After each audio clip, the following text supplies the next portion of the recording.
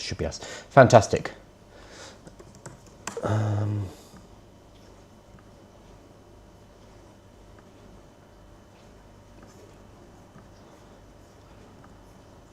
Okay. Good morning, everybody. It is January the 29th. This is AI with Kyle. I'm going to be running through the latest artificial intelligence news of the day and answering questions from the live audience.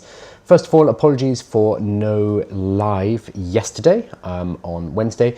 The reason was I was doing an interview with the product manager of Nano Banana in the Gemini team in Google. That interview, that chat that I had with him is being edited right now.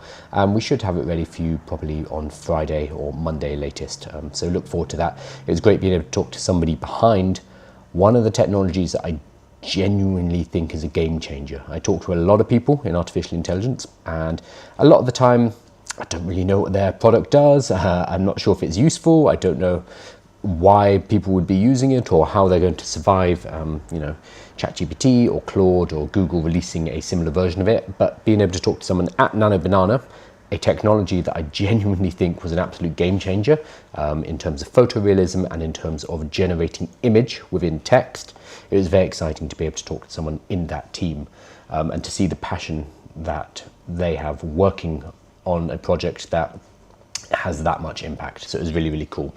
That interview will be out either tomorrow or Monday, depending on how fast we can turn it around. So again, apologies for not being able to do the live yesterday, but I hope the interview will make up for that, and it'll be an interesting insight into what's happening inside of Google. So look out for that. Okay, today we're going to talk about what everybody's been talking about all week, Clawdbot. So I talked about Moltbot at the beginning of the week. As I was just getting used to it and trying it out myself. We've had a week, we've had a few days, and the news has continued to evolve. We've got a name change. So initially, Clawdbot is spelled C-L-A-W-D, like the claws on a lobster. Let me pull it up. I think he's still got it's Clawdbot.ai, I believe. I think he's still on nope. What was it? Let me look it up. Yeah, still on Clawd.bot is the domain, so he hasn't managed to change that. However, Clawdbot is now known as Moltbot. The reason for this is, as soon as it kicked off in popularity, Anthropic, the creators of Claude, C-L-A-U-D, they came a knocking and said, you cannot call it that. A lot of people have been saying that it's not fair, Anthropic are bullies, this is a multi-billion-dollar company bullying one dude, Peter, who built Moltbot. In intellectual property law, in trademark law, you need to protect your intellectual property. If you do not, it dilutes. And when somebody else does actually infringe purposefully on your intellectual property later, then if you have not strongly protected your IP, you haven't strongly protected your trademarks and your copyright up until that point, your case is diluted. This is why companies like Disney, this is why trying to think of some other ones, Microsoft, why a lot of these companies do aggressively pursue intellectual property disputes. Oh, Nintendo are famous for this. They have to do so, otherwise they weaken the power of their IP. And a lot of these companies, that's kind of all they are. They are just intellectual property. So they have to prosecute this. They have to go after it. So they sent a cease and desist to Peter, and he changed the name to Moltbot, M-O-L-T. Not a great name. I think he agrees. I saw him on Twitter the other day saying, I need some help with the name. So we might see another name shortly. But it is what it is. The tool itself is fantastic. For people who have either been under a rock all this week, or you've seen all the hubbub and you're wondering what the hell is this, that is totally fair because it is a little bit confusing. Moltbot, or Clawdbot as it was known previously, is, I think he sums it up really well here, it's an AI that actually does things. It is the first AI assistant for many people that acts in the way that we have been expecting AI to act for the last couple of years. A lot of us have this idea of, Jarvis or the AI from Her, an AI that is just always on, always listening, always able to carry out our actions. We don't need to feed it that much information because it has a persistent memory base. We don't necessarily need to go to it, but it will come to us with tasks because it is always on. Clawdbot or Moltbot gave us a really strong vision of what that's going to look like in the future. Now, people have said, oh, I could have done this with Claude code and some cron jobs, and then linking it, using skills to link it to WhatsApp or to Telegram or whatever, so it can message me, etc. Yes, 100%. That could have been done before. In fact, people have done that and they've built their own AI assistants. What's happened with Moltbot or Clawdbot is that Peter, the guy who put it together, has put out a free piece of software, open source piece of software that has allowed people to have that level of accessibility, that level of AI intelligence very, very easily. With a little bit of coaxing, pretty much anyone can install it. I will show you a number of methods and how you can do that in a moment, but it's just made this technology available. I think at the same time, our AI models are now smart enough. So when you connect it to Claude, when you connect it to ChatGPT, Clawdbot or Moltbot is able to organize and orchestrate them in such a way that we actually get useful results. So for a lot of people, myself included, I was skeptical initially. I was like, oh, this is just more internet hype. It's not going to be very useful, but I'm going to try it out and see what it's like.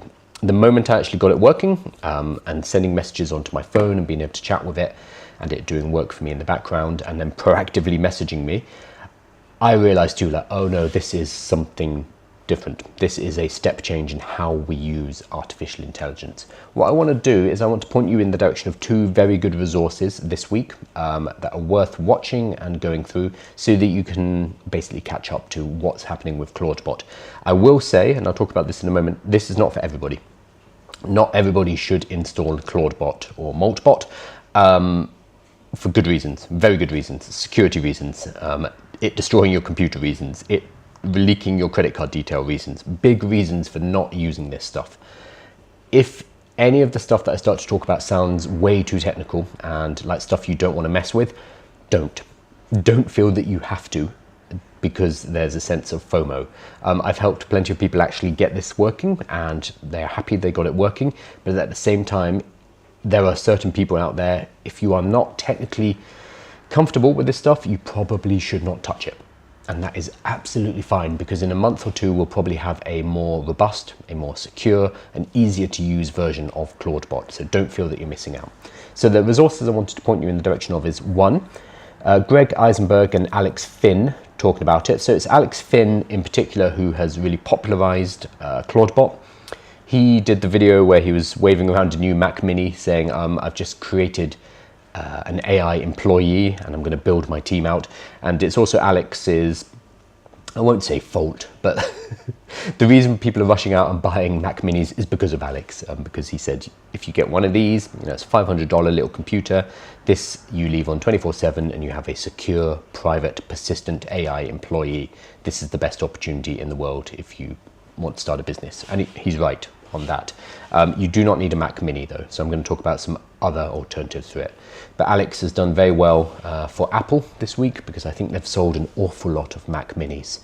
So this chat between Alex and Greg Eisenberg, I highly recommend. It's about half an hour. Yeah, it's them talking about what Clawdbot is, what you can use it for, and why this is actually different to what we've seen before.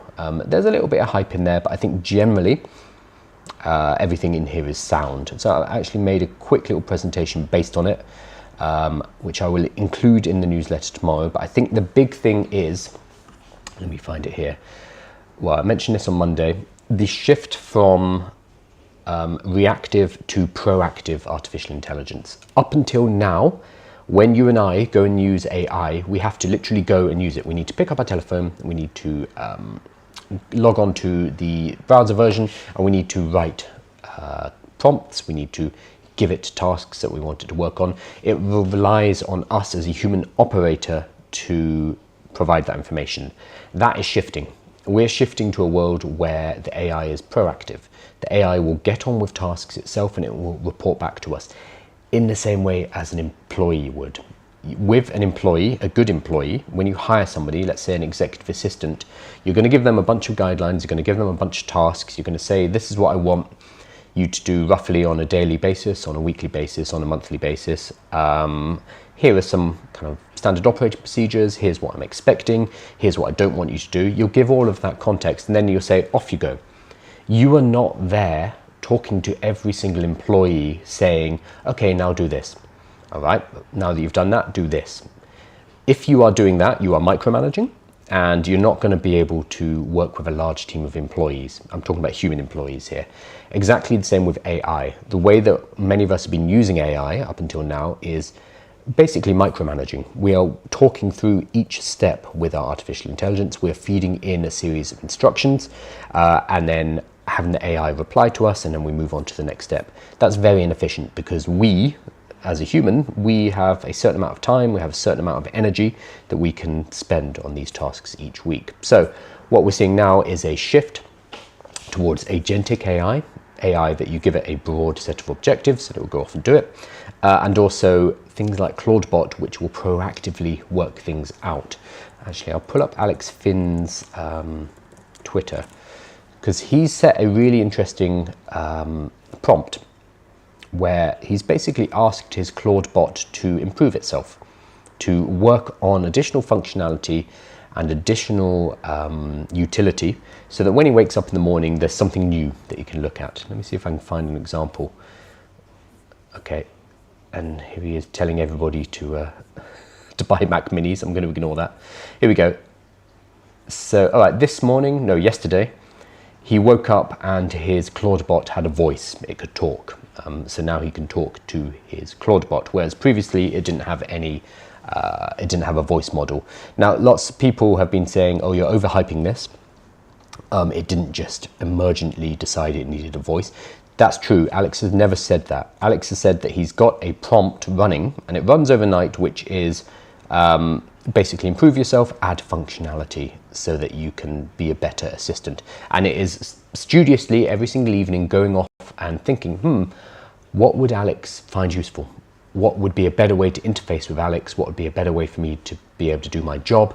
I know, I'm going to add a vocal mode so he can talk to me and he doesn't need to type things in. So it went through the reasoning and decided that would be a good thing for it to do. That in and of itself is very cool. It doesn't need to be AGI. It doesn't need to be the spawning of a consciousness. It's just the utility of the AI working out what it is that would make it more useful, what it is that makes it more powerful, and then going off and doing that is extremely cool. I think it also gave itself a face. I think it's called Henry, his one. And one day he woke up and, yeah, there we go. He woke up and Henry had built itself like a visible face so it could talk to Alex. Pretty weird, but kind of cool. And again, this is not, it's not AGI, it's not consciousness, it is not alive. It is following an instruction, but it's doing it proactively without necessarily waiting for Alex to give him all of that information. So very, very, very cool. And I highly recommend following what Alex is doing. But this is the big shift. It is proactive rather than reactive. We are used to using our AIs in a reactive way. Like my ChatGPT right now is not doing anything. It is dormant. It is dead. It doesn't exist while I am not instantiating it, while I am not writing to it, and it is responding to me. There is no persistence there. With Clawdbot, it is persistent, and this is why you have a computer that it lives on, and it is awake 24/7. It is always available, and it can be running tasks in the background for you, and you set up what those tasks are. That's different, and that is a shift. And we are going to see, I'm sure, the frontier labs introducing stuff like this a bit further down the line. It's just that a one-man team, one man plus contributors, has put something out which is more advanced than what the frontier labs have, which is very, very cool. And this is why this space is so exciting. I'm going to hop over to some questions, and then I'm going to show you a really cool resource list, a very long resource list that has use cases and how to install it. We'll talk about how to install it, then we'll talk about how you could use it, because I know a lot of people are like, all right, sounds cool, but what does it actually do for me? But let me look at some questions first. If we have any. I'm sure Anthropic reached out kindly to him. The tokens will make them a lot of money. So this is from X. So they sent a cease and desist. It seems like that's how they approached him. That's normal though. And that's exactly what the lawyers Anthropic hire are for. They will be looking for things that infringe on the trademark, on the intellectual property, and they will automatically send out a cease and desist. I don't think this is a big conspiracy. I think from a PR point of view, they've kind of stepped in it because Clawdbot is the new hotness this week, and Anthropic has come along and stomped on the name. And it's just the lawyers doing their job. That is exactly what they're meant to do. And again, as I mentioned, you have to prosecute, or you have to defend, your intellectual property, otherwise it dilutes. So that they're doing exactly what they need to. And the name itself is incredibly confusing. When you say it out loud, it sounds identical. It is a homonym to Claude. And I've had many people asking me like, oh, is Clawdbot an add-on for Claude? And it's like, no, it sounds like it is, but it isn't. It's not affiliated, it's not related in any way. Confusingly though, you can connect Claude into it, C-L-A-U-D, into Moltbot, but it does not require Claude. And in fact, I think the biggest mistake, as you mentioned X, lots of people would have been using tokens, API tokens from Claude, C-L-A-U-D, inside of their Clawdbot, and it would have made Anthropic money. But now Anthropic have come along and said, absolutely not, you can't use that name. People have realized, oh, they're not connected. Claude is not Claude. These are two different things. So I think a lot of people were probably connecting the two in their head, and they're like, oh wow, Anthropic they've released something really cool. Now people realize you can use any model with it. You can connect it to ChatGPT, you can connect it to Gemini, you can connect it to anything that has an API. You can run a local model and connect Clawdbot to it. So the linkage with Anthropic's Claude has been broken, for better or worse. And some companies like Minimax have jumped in and said, hey, we have built models and we've built tools that work especially well with Clawdbot. So they are capitalizing on Anthropic's distancing themselves. So Minimax in particular is saying, hey, you should use our products with Clawdbot. Very, very smart. In terms of the Anthropic thing, one thing that I've seen, but I haven't seen it verified, is that they are restricting usage if you connect your Claude plan. So if you're spending $20 or $200 a month on Claude Pro or Claude Max or whatever it's called, you cannot connect that to Clawdbot. And if you do, you get sent an account restriction email. I've only seen it happen once or twice on Twitter though, so I don't know how widespread this is. I don't know if it's real. I don't know what's actually happening there, but potentially Anthropic are restricting usage of Claude in Clawdbot, now Moltbot, which is a bit more tricksy. That's going to lose them some friends, which is a shame. It's 100% against the terms of service, so I can see why they're doing it, but choosing to enforce that, whilst Clawdbot, or Moltbot as it's now named, is the hottest thing on the internet right now, it's just a bit of a risky move for Anthropic. So I think their lawyers are driving the charge here, and the PR department's probably thinking, oh shit, we're going to look like the bad guys here. Because Anthropic have always looked like the good guys compared to ChatGPT, compared to Grok, etc. But now Anthropic look like the multi-billion-dollar company they are, because they are stomping on a small project. Again, they have to, that's how you protect IP, but the optics of it are not great. Nate's Journey says, love your content, trying to sell my Mac Mini with the hype. Can we tell people to buy them? Yeah, so lots of people are buying Mac Minis because of Alex Finn. Alex Finn waved around a Mac Mini, said you need to buy a Mac Mini and get Clawdbot running on it. You don't. I'm going to talk about installation methods in a moment. However, if you're trying to sell a Mac Mini, this is great news. This is a really good time to sell a Mac Mini. If you want to buy a Mac Mini, the best time to buy a Mac Mini is going to be in about 2 or 3 weeks, when people realize they don't need it for Clawdbot, or they realize they don't want to use Clawdbot. So hang around on the secondhand market in 2 or 3 weeks from now, and you'll be able to pick up a good deal. I have one where is it? Oh, it's over there. I have a Mac Mini. They are fantastic machines. You just don't need it for Clawdbot. It is utter overkill, and I'll talk about why that is in a moment. Do I need to install Docker? There's one way to do it, but I'll talk about how we do it. Do I need to get it up and running via Docker? You can. Oh, same person. Can Clawdbot take in a persistent persona? Yes, yes it can. You can give it different personalities. It has a soul document basically where you provide it with personality, and what a lot of people are doing is they're creating multiple instances, each with their own personality, and then so you can have one that helps you with health and fitness and wellness, for example, and that's your kind of personal agent. You can have one that's an executive assistant that's going to help you with your calendar, your email, your appointments, etc.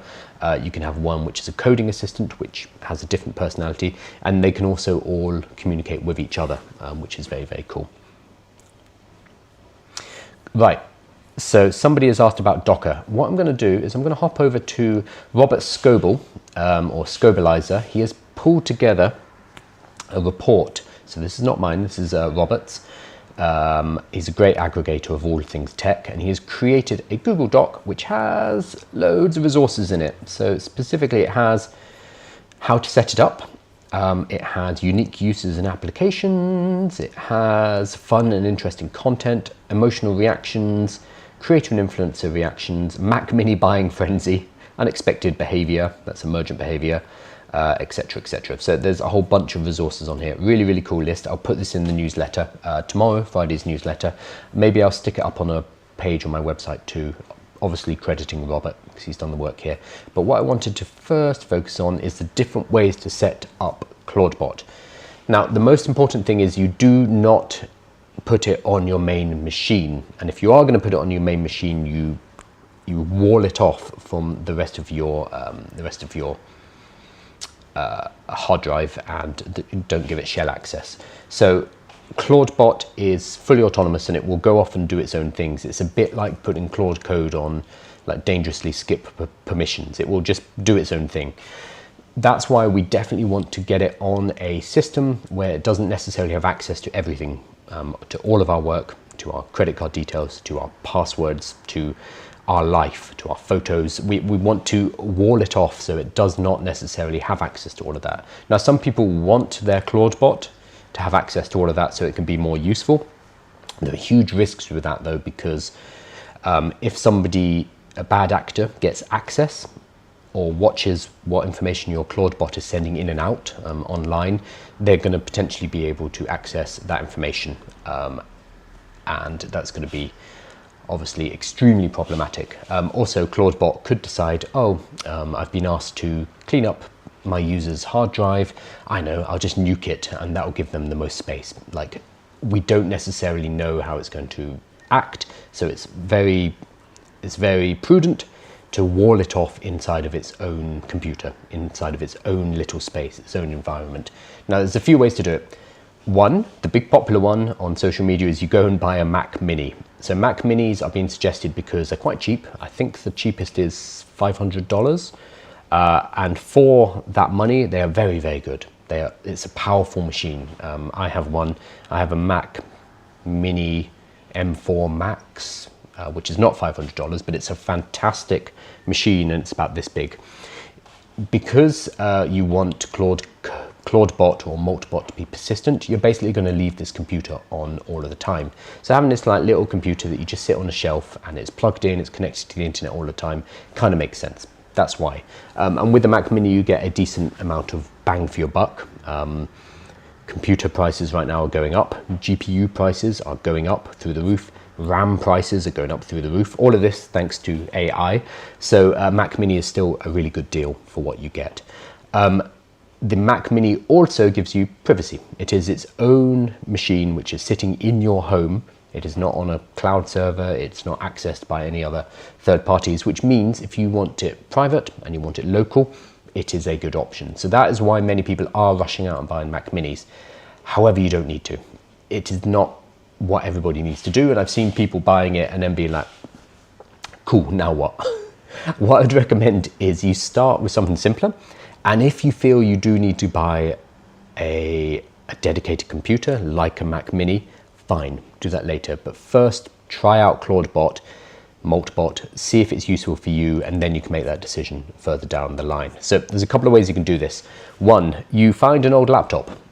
You find an old laptop or computer that is lying around your house. Most of us have some crappy old MacBook from whatever, 2013, just kind of sitting around that we haven't bothered to recycle, we haven't bothered to sell, it's not really worth selling anymore. Boot that up, clean it up, and you'll be able to run Clawdbot on it. Clawdbot itself is very, very, very lightweight. It will basically run on anything. There are other people who are running it on a Raspberry Pi, so you could do that. A Raspberry Pi is, how much is a Raspberry Pi now? $100, probably less. It depends if you want the modules, etc. So the compute module is $45, and then you'd be a bit extra if you want a case, etc. Oh no, here we go. The development kit is, I'm not seeing how much it is. I think less than 100. Oh, too much fast. About $100. So you could use a Raspberry Pi, you could use an old laptop, you could use an old computer. The main thing is, again, it is a separate computer to your main laptop, to your main computer. You want it to be partitioned off, it's separated. Very, very, very important. So you could use a old computer. The other thing you could do is you can get something called a VPS, a virtual private server. So this is how I'm personally doing it. I'm using, if I could spell it, Hetzner. This is the one I'm using. I'm not necessarily recommending this. There are many others out there. VPS is kind of like a commodity now, but I'll show you the one I have. So Hetzner, if you go onto their product overview, they have dedicated servers. You don't need that. That is overkill generally. That's your own box, your own computer sitting on a rack somewhere in Germany, in the case of Hetzner. You can get cloud, which is a little money, gets you a lot of cloud, flexible cloud servers. You can get managed servers. Again, that's going to be overkill, etc. So all I've got is cloud for this, and then you can either get a shared regular performance one. So that means you are sharing a computer with a bunch of other people, and there are little partitions within that computer. So very broadly, the hard drive is kind of split up, and you get a little portion of that you're renting. That works fine. Again, you are sacrificing a little bit in privacy, but the other users on that VPS can't see what it is. But Hetzner are overseeing that particular server. So you have shared, I mean, it starts at €3 a month, $3.50 a month, extremely cheap, or a dedicated general purpose is around €12. So again, these are not particularly expensive. These are €10 a month to get a VPS. Now you can do it via Hetzner. You could also get an AWS. So this, you can use AWS free. So TechFriend, I'll pull up his tweet and his video. This is well worth watching. I will put this in the newsletter as well. So this is TechFriend. This is AJ saying deployed Moltbot in under 5 minutes on AWS, Amazon Web Service, free tier, open source personal AI, full system access, interfaces via WhatsApp, Discord, and Telegram. And then he walks through in about 5 minutes how you set it up on the free tier. Very, very cool. Oh, it's actually got Peter. This is the creator of Moltbot underneath commenting. So I'll put this video in, and that shows you how to set it up on a free AWS instance. That will work perfectly well. So what have we got? We've got buy a new computer, sure, if you want. If you've got extra money, absolutely you can do that. We have use an existing computer that is defunct, an old laptop, just a computer lying around. Maybe you have a Raspberry Pi, doesn't really matter. Or use a VPS or some kind of cloud service where you are renting computing space. And that's what I'm personally doing. That's what I recommend a lot of people do, especially if you are just trying out Clawdbot. Get something for €5 a month instead of going and spending $500 on a computer. You don't need it yet. The other thing you can do, now this gets a bit more risky, but if you absolutely must use your personal computer, the one that you have, your laptop, your computer, you can use a virtual machine, Docker container, or something on your computer to partition out a section of your hard drive, a section of your computer. And then you have that separated from your main access. So that means that Clawdbot will be working inside of this virtual machine, and it's not going to be able to access anything outside. That can work as well. If you have no idea what that is, if you don't know what a virtual machine is, if you've never heard of Docker, I would highly recommend not touching that stuff, just because it's going to be more technical, and if you get it wrong, it can be fairly catastrophic on your main computer. It's not hard, but it's a learning curve, and doing it just to get Clawdbot working, I'm not sure if the cost benefit is really there. Instead, I would go and get yourself a free AWS tier, or set up on something like Hetzner and spend €5 a month to get it working. It's just going to be a lot easier. It's going to take you 5 minutes, 30 minutes instead of half a day. And again, it's risky doing a virtual machine or some kind of Docker on your own computer if you don't know what you're doing. So any of these will work. The main thing being, one, don't use your own computer. Don't just install it on your laptop. Bad. Two, you do not need to go and buy a Mac Mini. Later, if you want to buy a dedicated computer for it, absolutely. But first, try out with one of these free or cheap methods before you go and spend a huge amount of money.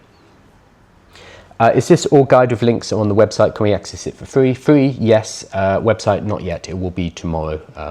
So this guide is actually from Robert Scoble. So if you go to Scobelizer on Twitter, you can find the guide. I will also put it in the newsletter tomorrow. So Friday's newsletter, I will link to this guide with full attribution to Robert. This is not me. And I'll give you a bunch of other resources about how to get started with Clawdbot / Moltbot / whatever the name is tomorrow. They'll probably change it again because Moltbot is a terrible name as well. And that will include things like this from AJ, which I highly recommend, how to set it up on a free AWS tier. And he just walks through it. So all of that will be in the newsletter tomorrow. You can sign up for the newsletter at aiwithkyle.com. If you click on join the community, you get all these free courses, a free community, and the newsletter. So make sure you sign up there. Cool. I've got an old laptop, but really 10 years old. Can I still use it? Yeah, you should be able to. I mean, I don't know the state of your laptop, but it should be absolutely fine. Let's actually look up the Clawdbot system requirements, if he's written any up. So Clawdbot itself, Streamlabs. Oh, okay, let's put in Moltbot. This is from, because it's so new, when you kind of look for information about Clawdbot, and now it's changed, it's very, you'll often get Clawdbot or Claude, C-L-A-U-D. Here we go. Moltbot needs Node.js 22 or higher. So, I mean, nothing. Like, you'd be able to run this on a graphic calculator probably. How much RAM for Node.js? Here we go. 32 megabytes. Yeah, you can run this on a graphical calculator probably. This is a bit like, can it run Doom? If it can run Doom, it can run Clawdbot. So it's extremely lightweight. Clawdbot itself is just, I mean, it's a few lines of code. It's very good code, and what they've done is really cool, but the actual Clawdbot itself is not doing the heavy lifting. The heavy lifting is being done by the large language model, by the AI. So Clawdbot basically sits between your interface, and your interface can be on your phone, so WhatsApp, Telegram, Slack, etc. That's how you talk to it. I use WhatsApp personally. That message goes from the interface into Clawdbot. Clawdbot does some clever stuff. It prioritizes, it kind of updates its memory, etc., etc., and then it sends to either a large language model, so Gemini, Claude Code, ChatGPT, Grok, a local model, Minimax, whatever you have there, and it can send to tools, so you can connect it to various things. So mine is connected to Brave, for example, the browser, for when I want it to search the internet. So the heavy lifting is done by the large language model, and it's done by the tools. It's not done by Clawdbot. So you can install Clawdbot on anything, like as long as it can run Node.js 22, and apparently you need 32 megabytes of RAM to run that. So I'd struggle to think of anything that couldn't run it, honestly. Can you run it on a smartphone? Yeah. You'd need access to the terminal. You could probably run it on an Android. If you're running it on an iPhone, it would need to be jailbroken. You need some kind of dev tools on there. Probably. It's not going to be easy, but I'm sure somebody's done it out there. So it's a wrapper. No, not really. It's a gateway. It's a bit different. How do you set it up on WhatsApp? Do you need a phone number for Claude? Yes, you do. So it will ask, it will say, what's your WhatsApp number? And then it will generate in the terminal a QR code. You scan the QR code and it connects it to your WhatsApp. I haven't done it with Telegram, but I assume it's exactly the same with that. And you can also have it talk to multiple different WhatsApp numbers as well. So you can bring your team members in. And that's just one way to interface it. You can use multiple interfaces though. So I've got it set up with WhatsApp and Slack. Let me see what the other ones are. Telegram, WhatsApp, Slack, Discord, Signal, iMessage, okay, Microsoft Teams. I'm relying on AI overviews here, so this might be wrong. But yeah, whatever's useful for you. I do all of my work, all of my business in WhatsApp. So for me, being able to chat in WhatsApp is really handy. But for some people, I know something like Discord or Telegram is going to be more organized, especially if you have multiple agents working for you.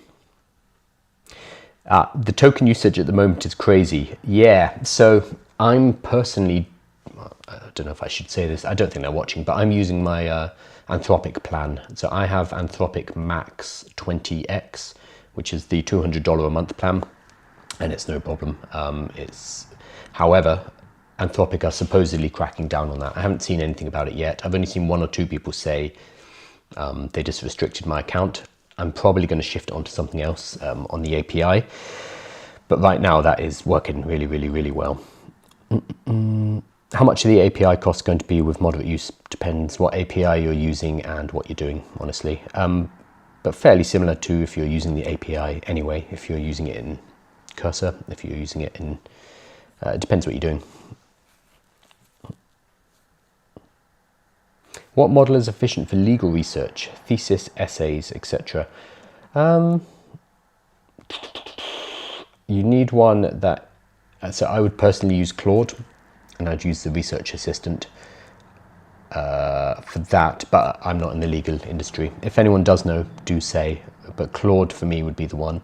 I would have said Perplexity a while ago, but I don't see the use case of Perplexity anymore, honestly.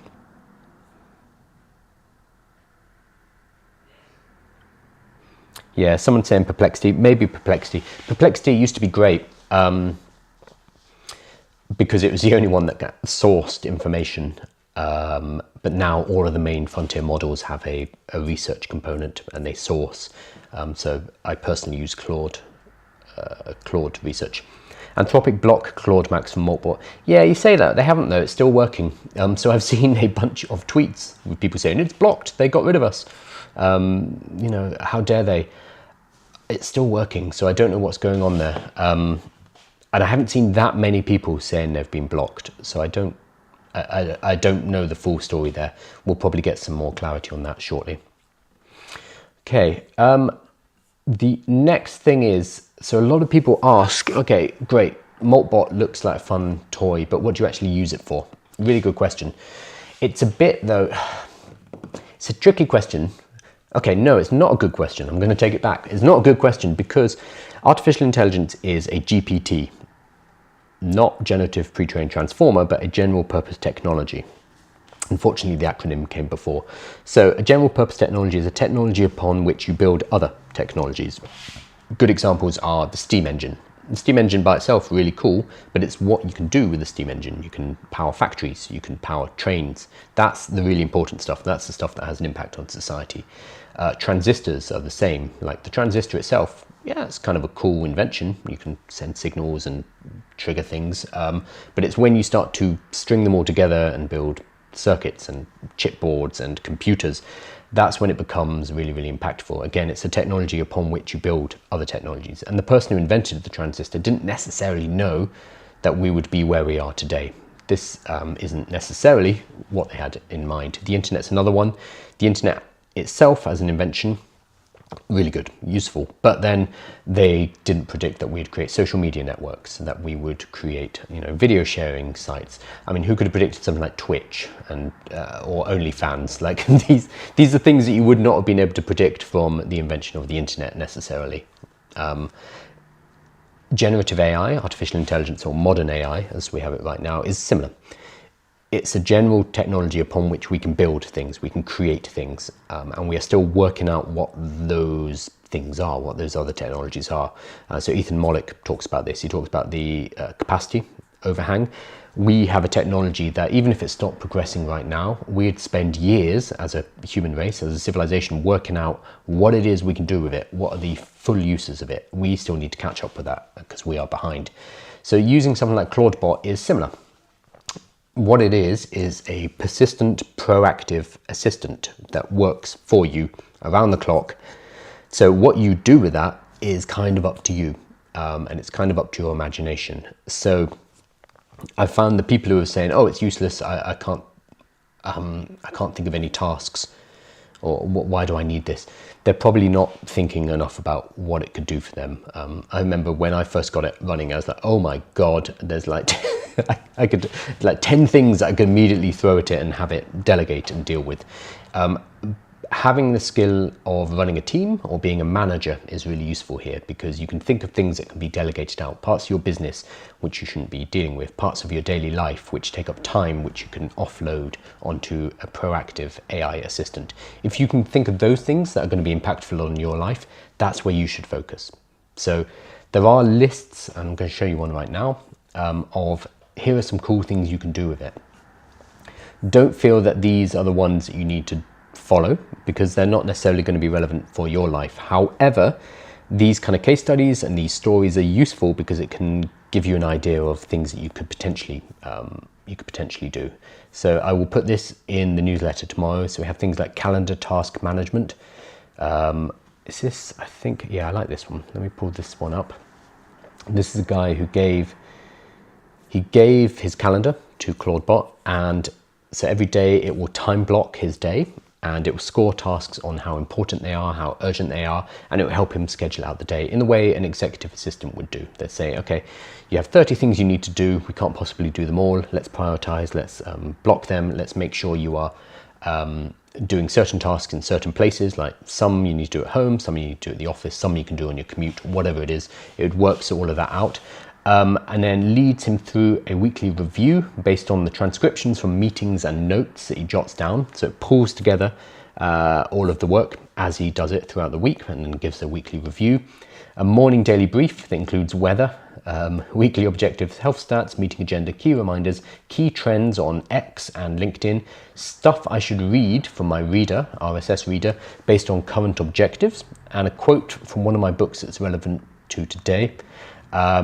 So he's basically created an executive assistant, someone that you would normally pay, I've been looking into this recently, about £50,000 a year. He has created one using Clawdbot. Something that is going to proactively go through his calendar, go through everything he needs to be doing, and then help him to categorize that. So he's saving himself probably at least a couple of hours a day. So very, very cool. Is that relevant to everybody? No. Because not all of us need an executive assistant to manage our day. If you are the kind of person who does, then yeah, this could be something that would be valuable to deploy. Again, customer success automation, built to success support workflow. If you have a business and customer support is a big problem, maybe this is something you would look at. If not, leave it. Email management, if you spend a lot of time in your emails every day and you just need a better filtering, you need better sorting, then maybe Clawdbot can get involved there. I'd be a little bit worried about giving an AI full access to my emails from a security point of view, but also from a, if it goes wrong and starts emailing people, the reputational point of view as well, although that would be quite funny, not in the moment though. People have been working with Clawdbot on their home integration. So if you use HomeKit or I forget the other ones, but I guess Amazon, Alexa, etc., and everything's kind of stringed together, you can use Clawdbot to help automate some of that. Often the HomeKit and the home automation tools, they have really outdated software, really bad software. I don't know if any of you use it. You could custom code your own stuff, which works with their protocols, and create your own interfaces, and then also talk to it via WhatsApp, via Slack, etc., in order to automate a lot of things. Again, if that's your jam, if you like building home automations, Clawdbot would be really, really, really useful. And then it goes on and on and on with, I guess, nearly 100 different uses. Oh, I like this one. Self-reflection and metacognition tool. I'm going to turn this into a tool purely for human and AI agent self-reflection and metacognition. Not quite sure what they mean by that. But yeah, what you use this for is similar to AI, not limited necessarily by the technology, but limited by what you can think to use it for. And that's why it's interesting to look at what other people are doing, and it can trigger ideas for yourself. But ultimately, you need to think about what's going to be valuable for your personal life and your professional life. What's going to be valuable to help you build a business, what's going to be valuable to save yourself time, because that's what AI is for. Although this week at least, I don't think many people are saving time because they're spending countless hours setting up Clawdbot and getting excited about the possibilities. Can you dive into the security posture? Yeah. Security is a huge issue. So I talked briefly about this at the beginning, basically saying there's a bunch of different ways to install it. Do not install it on your home computer, big no-no. So instead install it on a secondary computer. It doesn't have to be a Mac Mini, it can be an old laptop, it can be anything. As long as it can run Node.js 22, you're absolutely fine. Where are the other ones? Here we go. Or install it on a VPS, a virtual private server, or if you are a bit more technical, you can use a virtual machine, Docker, whatever it is, to portion out your computer and lock it down. Now that's one part of it, restricting its access to all of your files, to all of your life. First up, we want to do that. So that's security at home. That is making sure it has its own instance in which it works and it cannot spread out beyond that. The second security issue, and I think Peter actually talked about this, let me put him up, is ports. So when Clawdbot talks to the internet, it's sending out information and receiving information through ports, kind of a little aperture. Imagine it's a computer and it's got little holes, and it's sending through these holes data and receiving through these holes data. These little ports, these little doors, they have numbers. So if you know the numbers through which Clawdbots are sending information, you can potentially sniff around, you can listen, you can try to find out what information is being passed back and forward. So this is the kind of stuff that normally you do security hardening on. You would make sure that your system is protected from people sniffing around. However, out of the box, Clawdbot or Moltbot is not very security forward. So you need to take some extra steps to make sure it is. So this opens up a huge risk. I do want to find Peter's thing, because he was literally talking about this. The creator. There he is, Peter Steinberger, excuse me. And I think next week we're going to start to hear the horror stories. Right now, oh, somebody asked, can I install Clawdbot? Oh no, this is probably a joke. They asked, can I install it on my iPhone? And I'm looking at a photo of Clawdbot on a Nokia 3210. I think it's probably a joke. I can't tell anymore. Who knows? Who knows? I can't find it.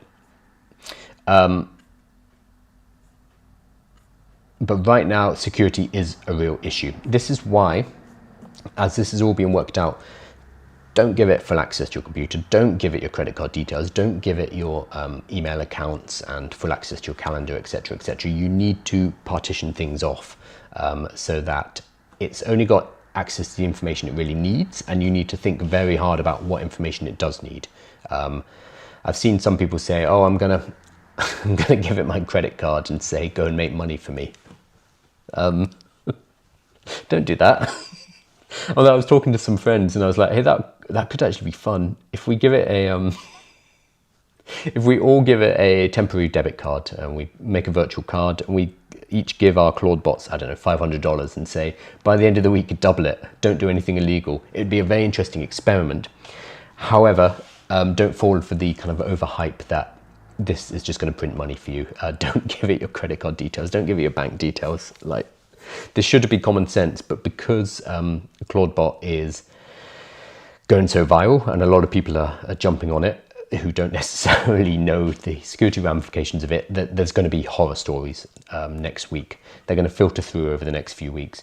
And if any of this worries you at all, that is absolutely valid, and do not touch this stuff. Wait for a few months until we have a more refined version of this. Actually, I think it was Riley Brown.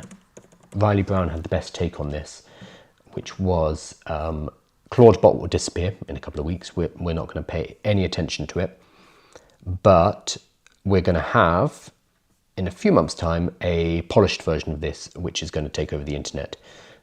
God, he tweets so much. Here we go. Prediction. Clawdbot hype dies down in 3 weeks, but then returns with a vengeance in June or August when use cases become clearer, models become better, easier integrations, skill configurations, and more packaged. So easier to use, basically. And then a few days ago, he updated his prediction to 3 days. So he thinks we won't be talking about it by the end of the week. So what I think will happen is the big frontier companies will be looking at what's happening right now. And the realization here is what people want is a proactive, a persistent assistant that they can, say that 20 times fast, that they can chat to, and it will go off and do work for them in the background. So that kind of next stage, that next step, and giving people access to that, making sure it's secure, making sure that they don't nuke their computer, but instead giving them access to like an ecosystem of software and it being able to proactively go off and work on that. So we can do that to a certain extent with things like Claude Code. Claude Code on the web, for example. Anthropic is kind of an early version of this. Claude Cowork is also an early version of this because it can access our computer. They just need to pull all this stuff together and give it a secure ecosystem that has all of the tools that we need within it, and then they'll be able to do what we're seeing with Clawdbot, Moltbot, but in a much safer and a much more accessible way. So I imagine the Frontier Labs are looking at this right now and thinking, there's a huge amount of appetite for this. We just need to deliver this properly. So instead of it being one dude and an open source project, we're going to set our teams of engineers on this. The concept has been proved, the demand has been proved for us. Now we're just going to come in 6 months, 3 months, whatever it is, with a more polished, more user accessible version. I think that's what we're going to see over the rest of this year. And somebody asked, how long before the big guys jump into this? Not long, not long. So the Claude Code team in particular, they ship very quickly. They shipped Claude Cowork in, I think, about a week. So I'm sure Boris Cherney and the Claude Code team are looking at Clawdbot right now, CLAWD, confusing, and thinking, people want this. Let's go. Let's build this. So I think we'll see this in the next couple of months, maybe shorter. Best use case so far for Clawdbot. I've just gone through a bunch of them. There's no way for us to answer that meaningfully because it depends on what you need to automate in your own life. So that's how we have to start thinking about AI automation. That's how we need to start thinking about things like Clawdbot. Is not, hey, what are the cool things that it can do, but what are the things in my life that take up a lot of time? What are the things I could automate, the things that I could do more efficiently in order to improve my life, my business, my work, whatever it is. You start there and then see whether AI can help you. And generally the answer is yes, it can. So there's some very cool uses, absolutely. Useful uses though, it's dependent on you entirely. What are the benefits of Launch Lemonade, and is there an option for us instead? Yeah, so I work with Launch Lemonade, and you've probably heard me talking about them. So Launch Lemonade provides a platform that allows you with no code to create workflows, assistants, chatbots, and then to deploy them for yourself and for clients. It does a lot of the kind of stuff that Clawdbot does, but without requiring you to fiddle around with the terminal, without requiring you to set up a virtual machine, etc., because it's all hosted on Launch Lemonade. So I did a video yesterday basically saying, look, Clawdbot is amazing. And it's a really good tool. It's not for everyone though. And what you need to do is we've had these kind of AI automation tools for a while, for a couple of years now. It's just Clawdbot has taken it a little step further. It's still, though, very risky. Security risks are huge. The installation process, if you are not familiar with using the terminal, is going to be complicated. So it's not for everybody. So instead, what I'm recommending is, if you do want to automate, if you want to make workflows, so sending information from one AI to another, like depending on what they're good at. So you might want to research in Claude, send that to ChatGPT to turn into social media posts, and then send that to Nano Banana Pro to generate images. That's an idea for a workflow. Then there are easier ways to do it than building a huge or building a Clawdbot tool to do it. So you can use something like Launch Lemonade, which allows you basically to drag and drop and connect those things together. There's also like N8N, Zapier, gosh, there's a few other tools, but I personally use Launch Lemonade because it is just very easy to get things done. And that's what we want to do with boring tasks in particular. You just want to get them automated. You don't want to be fiddling around with it. You don't want to be spending 10 hours configuring it. You just want to offload it to AI and be like, okay, I don't need to think about that anymore. So if you're less technical, use a no-code solution, because you can get to the same result, the same outcome, which is saving you time, using a different tool. You don't have to use Clawdbot. But Clawdbot is, this week at least, the new hotness. Yeah, Clawdbot is now Moltbot. Yeah, it's also not going to be Moltbot in a day or two. Peter is already looking for new names, so I'm gonna call it both until they work it out. I talked about the legal issues at the beginning of the live. Does Moltbot use LLMs or its own? It uses LLMs. Moltbot itself is a tiny piece of code. It runs on anything, and then it connects to large language models, and it connects to tools and skills. So in and of itself, it's just an orchestrator. It's a gateway between an interface and your LLM. So you have to bring your own LLM, because Moltbot is not one. It is not an AI model itself. Cool. I'm just scrolling back through some questions. So, security posture. Cool. So I'm going to drop these resources into the newsletter tomorrow. So the first one is this interview with Greg Eisenberg and Alex Finn. Really good one. Alex Finn is, I would say, pretty much responsible for, I won't say hype, but the discovery, the excited discovery of Clawdbot this week. Alex Finn, I would say, is responsible because he did a video, went viral saying, hey, this is really good, you need to check it out. So it's an interview with him and Greg Eisenberg, basically walking through how you set it up, what you can do with it. So that's well worth looking at. I will also drop in this large document here from Robert Scoble, which gives you a list of tutorials, how you can set it up, including the one that I'm recommending, which is a free AWS setup. The way I've got it personally set up is a different VPS. I use Hetzner, but you can use either, and the AWS is going to be free if you do it on the free tier. Don't go and buy a Mac Mini, but instead go through these various different guides and have a look at which one's going to work for you. Oh, I got logged off. That's annoying.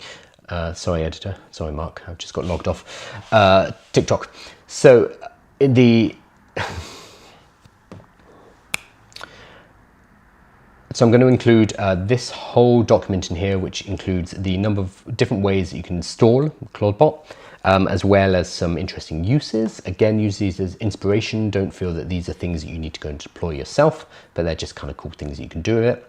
And then various other discussion and talk about Clawdbot. So I will include all of this in the newsletter tomorrow, so you can work through these. To get the newsletter, you can sign up at AI with Kyle, so aiwithkyle.com, click join the community, and this here is going to get you absolutely everything. So it's going to get you the free courses into the community, plus the newsletter as well, and that's free, totally free.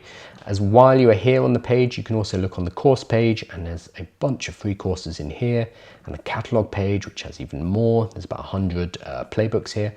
and tools as well. So there's a huge amount of content over on AI with Kyle, but the best way to kind of get into it and work your way through it is to join this community here, because we'll give you a bit more guidance about what you should be looking at when, and you'll get the summary, you'll get this information about Clawdbot delivered directly to your inbox tomorrow. Fantastic. Thank you so much, everybody, and I will see you tomorrow. Cheers.